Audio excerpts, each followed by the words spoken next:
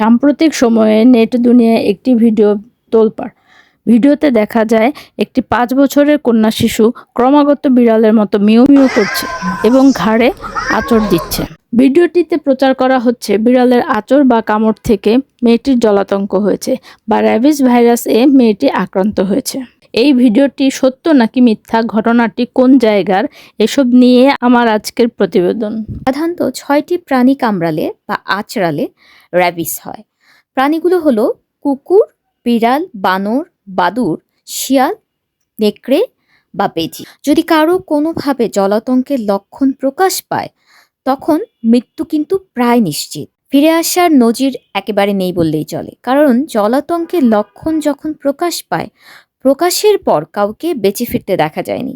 জলাতঙ্কের মূল যে লক্ষণগুলো, যেমন হাইড্রোফোবিয়া বা রোগী পানি পানের চেষ্টা করলে গলা ও শ্বাসনালীর পেশিতে তীব্র খিঁচুনি হয়, ফলে পানি দেখলেই রোগী কি করে, পানি পানের নাম শুনলে তীব্র ভয় কাজ করে, এটাই বাংলায় জলাতঙ্ক।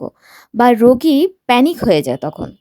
অতিরিক্ত অস্থিরতা, মুখ দিয়ে লালা ঝরা, অদ্ভুত আচরণ করা, এসবও কিন্তু লক্ষণ। কুকুর, বিড়াল, বানর, বাদুড়, বেজি বা শিয়াল কামড়ালে বা আঁচড়ালে ক্ষতস্থান কি করতে হবে? সাবান পানি দিয়ে 15 মিনিট খুব ভালো করে ধুয়ে 6 থেকে 24 ঘন্টার মধ্যেই হাসপাতালে নিয়ে যেতে হবে এবং নিয়ে ভ্যাকসিনেশনটা করে নিতে হবে। যতটুকু বলবে, যেভাবে বলবে ঠিক সেভাবে। এবার ভিডিওর মেয়েটির প্রসঙ্গে আমি আসতে চাই।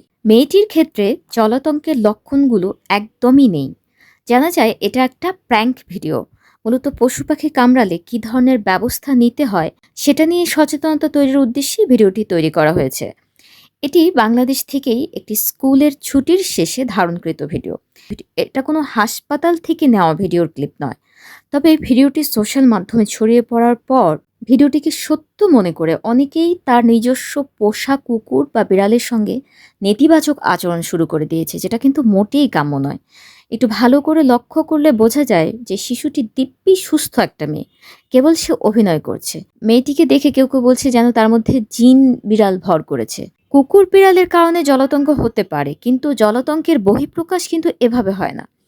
বিড়াল বা কুকুরের কামড়ের পর কোনো ব্যক্তি যদি সত্যিই বিড়াল কুকুরের মতো আচরণ করতে শুরু করেন, তবে সেটিকে এটি সাইকোলজিক্যাল ডিসঅর্ডার বা মানসিক সমস্যা হিসেবে ধরে নেওয়া হয়।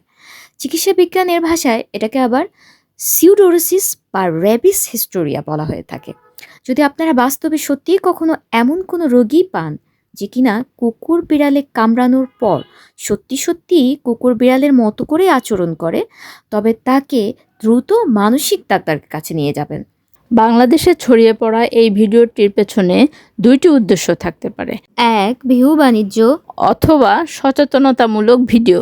দর্শক, আপনারা ভিডিওটি দেখার পর কি ধারণা করেছিলেন? মন্তব্যের ঘরে জানান আমাকে।